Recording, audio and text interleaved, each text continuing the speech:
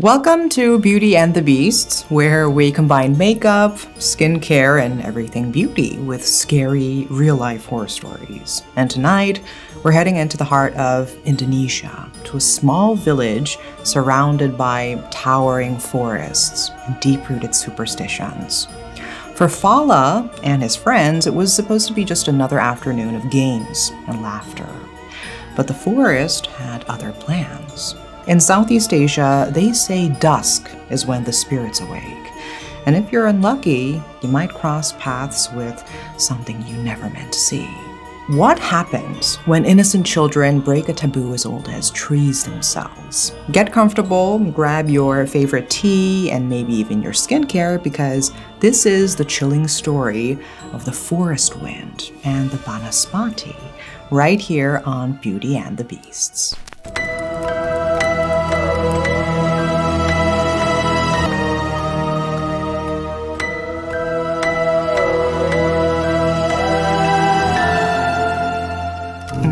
I heard today's story from Indonesia. It was actually posted on this old forum called Kaskus. Pretty popular back then.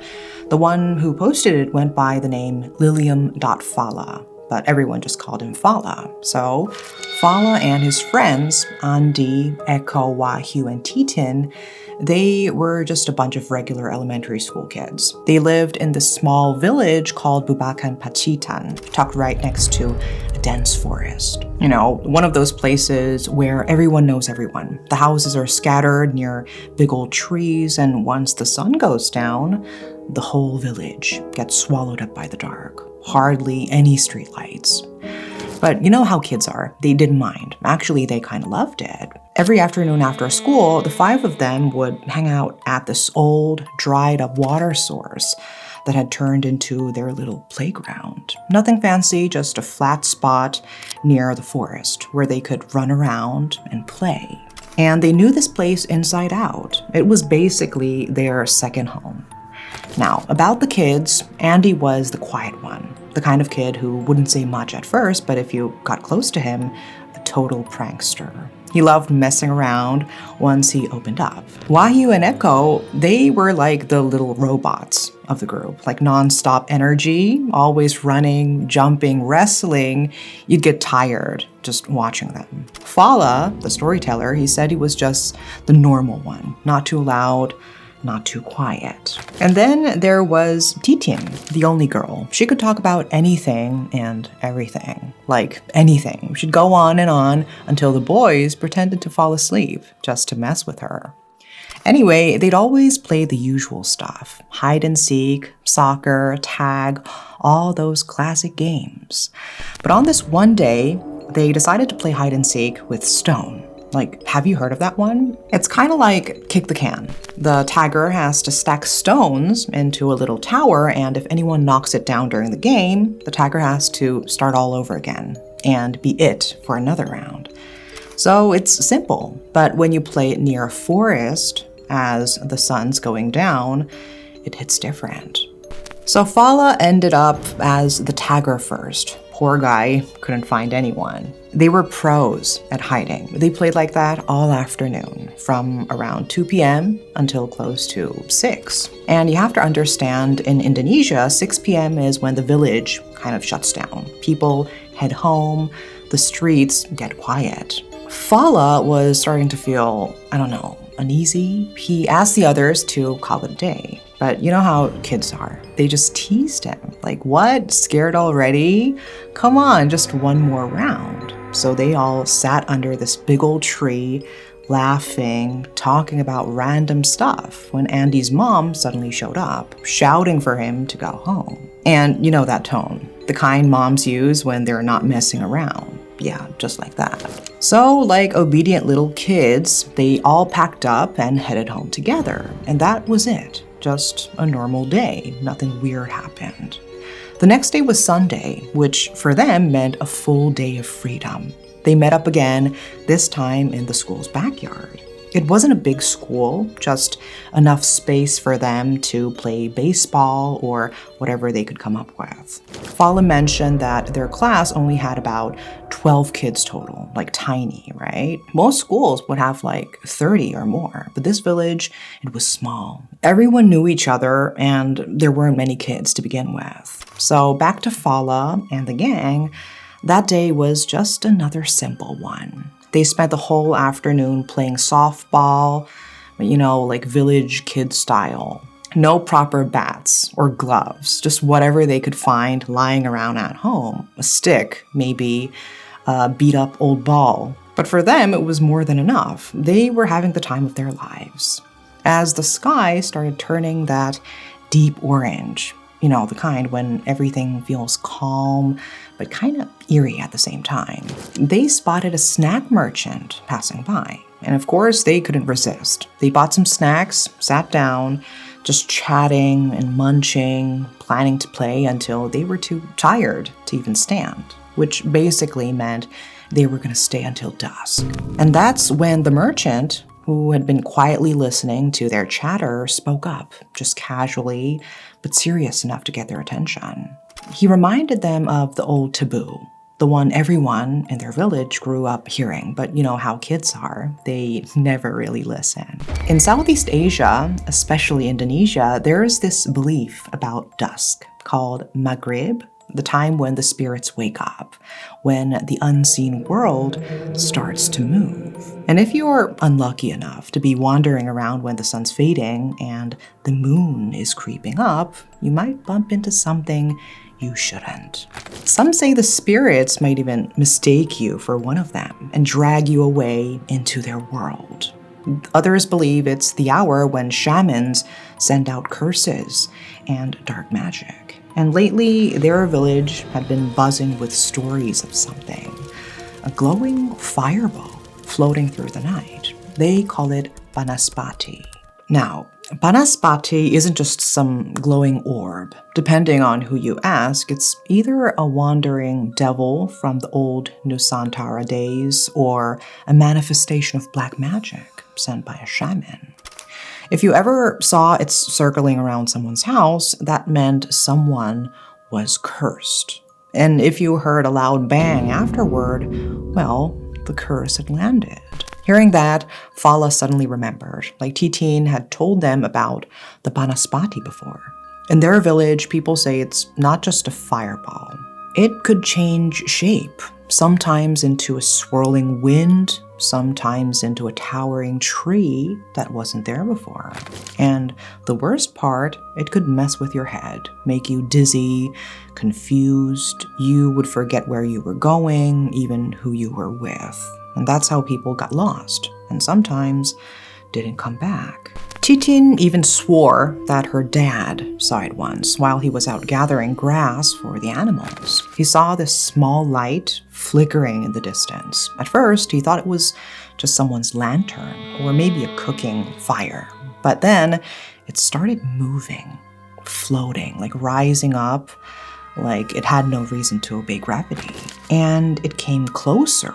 And as it got near, it swelled, like as big as a soccer ball just hovering there in the night. Her dad knew instantly this wasn't a campfire. This wasn't a trick. He bolted, ran until he was lucky enough to stumble into a group of night patrols who rushed him to a nearby house. When he looked back out the window, the Banaspati was gone. Just darkness, like nothing had ever been there. But deep down, he knew. Fala was lost in his thoughts, picturing all this when Titin's voice snapped him out of it. She laughed and said, "Well, the thing only stays inside the forest, right?" And just as casually, Eko grinned and replied, "Our village is inside the forest." The whole group just laughed it off, including the merchant, but you could tell there was a tiny shiver in that laughter, like they all knew it wasn't really funny. The sun wasn't too harsh. The day still felt bright enough, so the kids shrugged it off and decided to keep playing. They thanked the merchant, who one last time reminded them not to stay out too late. A warning, for sure. But they were kids. Warnings tend to sound like dares at that age. So they went on to plan their next game, a simple one, just catching the ball.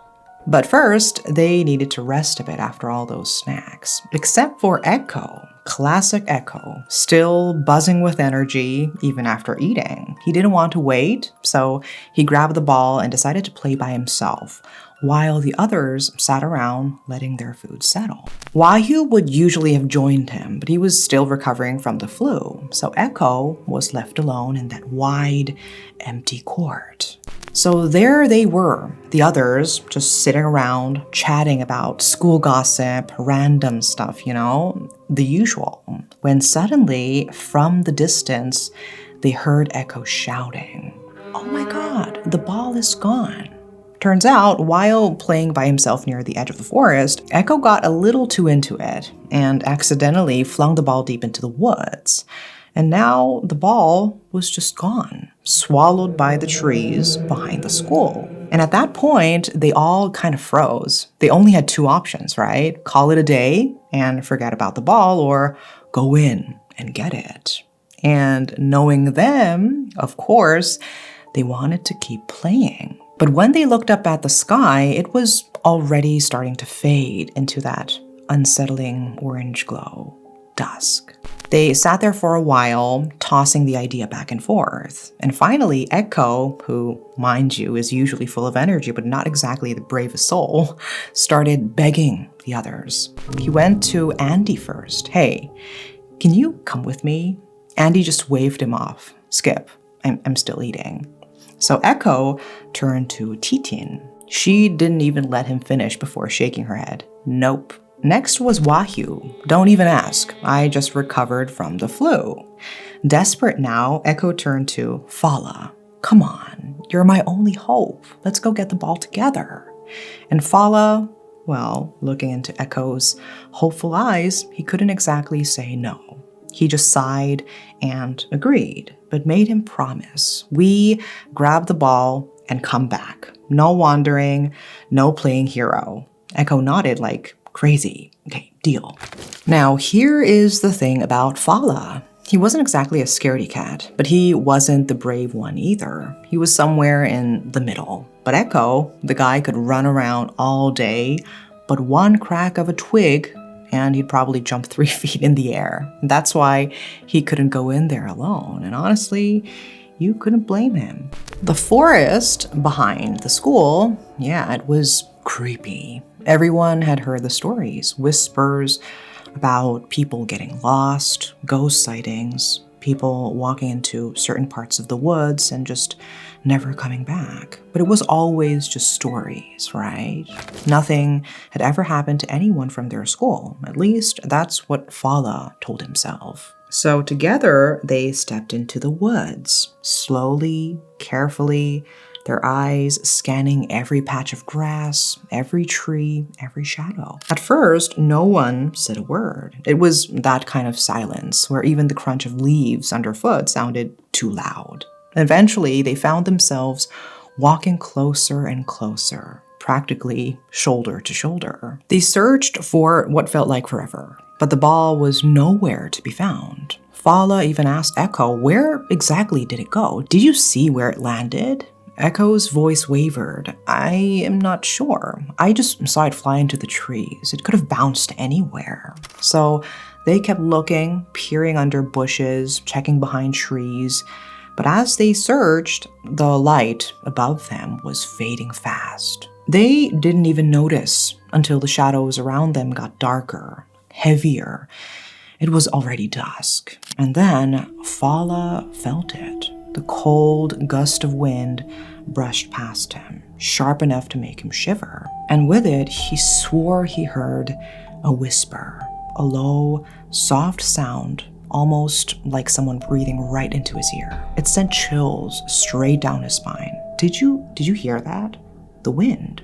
It sounded like a voice. When Fala turned to Eko, he was standing stiff, eyes wide, lips trembling. He didn't even speak. He just gave a slow, terrified nod. And then Eko said it, barely above a whisper.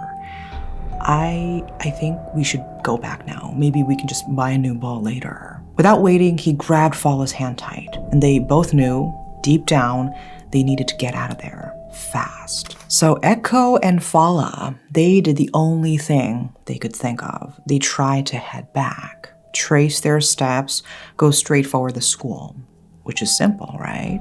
Except the moment they started moving, the wind hit them again. But this time, it wasn't just some breeze. It came from straight ahead, rushing past them like it had a mind of its own. And it didn't just blow through and move on. It circled back, swirling around them, trapping them inside what felt like a little storm. And they ran. Of course they ran. Full sprint, hearts pounding, no time to even look back. Just eyes locked forward toward the direction they knew should lead to the school. But no matter how hard they pushed, no matter how fast their little legs moved, they didn't get anywhere. It was like they were running on a treadmill. The trees blurred past, but never actually changed. And deep down, they both knew that by now, they should have been out already. The school wasn't that far, not at all. But the wind wouldn't stop. It was still there, twisting, howling, making the leaves dance around them like they were inside some eerie mini tornado. Panic started to take over. They were just little kids, 2 grade schoolers caught in something that no one ever teaches you how to deal with. They desperately looked around, hoping to find shelter or even just a little break in the wind, but nothing. And then another gust, this time from behind. A colder, stronger wind rushed toward them, sweeping the ground like it was scraping the leaves off in circles. Instinctively, they stumbled backward, step by step, until thud. Their backs pressed up against something. A tree. But here's the thing, there wasn't supposed to be a tree there. When they first ran down this path, it was clear, nothing blocking them. Yet somehow, here it was, this massive old tree standing silently behind them, like it had always been there. Now, they were really trapped.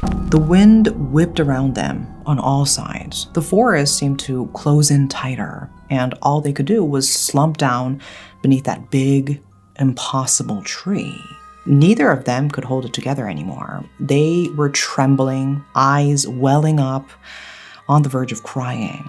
They clasped their hands together and prayed so hard someone would notice they were missing. Someone would come looking before the sky got any darker. And that's when they realized the sun wasn't just setting, it was gone. The forest, which had been glowing with daylight just minutes ago, was now swallowed in black, no sunlight. Not even a trace of the moon peeking through the branches, just pure, heavy darkness pressing down on them. And then that sickening thought crept in. What if the stories were true? What if this was how people disappeared? And what if they were next? Fala could barely keep it together, but amid the panic, he suddenly remembered Titin's story about the Banaspati, about how it could create winds, lead people astray, make them forget how to find their way back. And now, here they were, everything lined up. The wind, the confusion, the tree that wasn't there.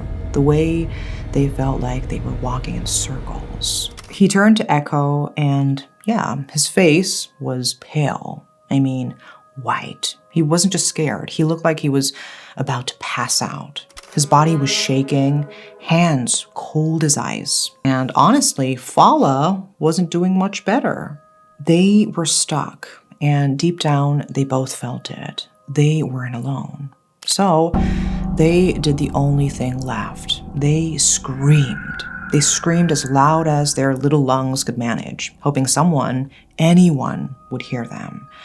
But nothing came back. Nothing but the sound of that wind, still circling, still watching. The forest stayed dark. The air felt thicker and heavier, like every breath barely filled their lungs. And so they just sat there, cold, hungry, exhausted. And honestly, they started to think maybe no one was coming. Time felt broken, like minutes stretched into hours, or maybe it had only been an hour. They couldn't tell anymore. Then, just when their eyes were drooping, ready to give in, they heard a faint voice. Someone was calling their names. Fala's heart jumped. Like, was it real? Was someone actually there? But at the same time, the wind howled even louder, swirling around them, hurling leaves, dirt, and dust. They squeezed their eyes shut as the wind threw everything it could at them. Yet through it all, they could still hear it. Fala, Eko. It was real. And with whatever strength they had left, they shouted back, "We're here, we're here." The wind roared one last time, like it was angry they dared to answer. And then, suddenly, silence. The forest felt completely still. Fala and Eko hesitated for a second, then slowly opened their eyes, and there it was, light. It was still evening, just like when they first entered. The forest around them looked completely normal, like nothing strange had happened at all. And then, just ahead, they saw them, Wahyu, Titin, Andy, and even a group of villagers, all standing there staring at them like they just popped out of thin air. Eko couldn't hold it in anymore. Tears welled up. Relief washed over both of them. One of the adults rushed over, helped them up, and calmly said, "It's okay, you're safe now. Take a deep breath." Later that night, after being scolded, comforted, and walked safely home, they told everyone everything.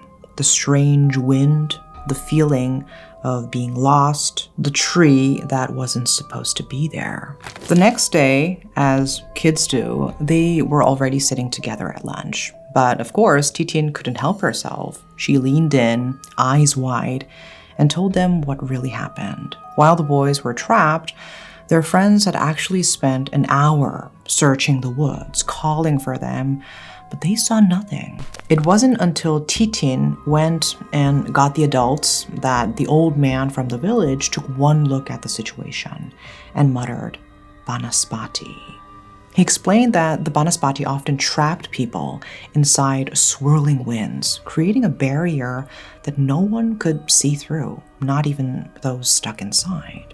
Without wasting time, the old man grabbed a knife, whispering some strange words, and marched into the forest with the others. Once they found the spot, he drove the knife into the ground and shouted, "Give them back to us." And just like that, the wind vanished, and they were there, standing right where everyone would finally see them.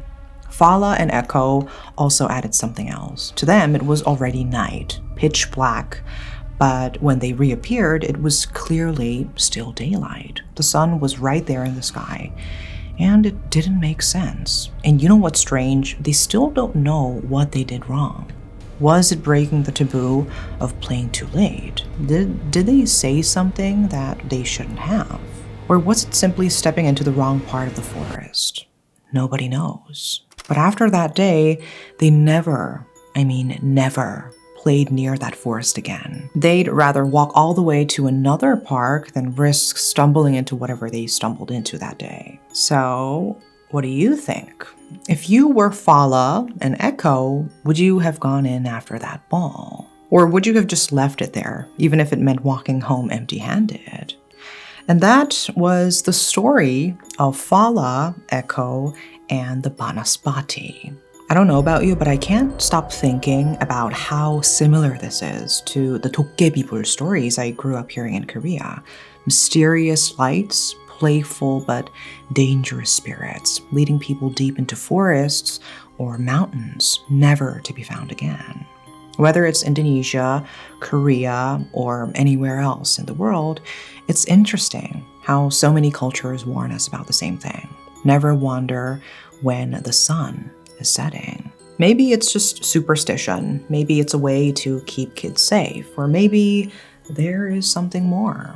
I'm just glad Fala and Eko made it back safely, thanks to the old man who knew exactly what he was dealing with. So what do you think? Have you ever heard of a similar story where you're from? Or maybe have you experienced getting lost somewhere where the air felt just a little too strange? Let me know in the comments. You know, I love hearing your stories.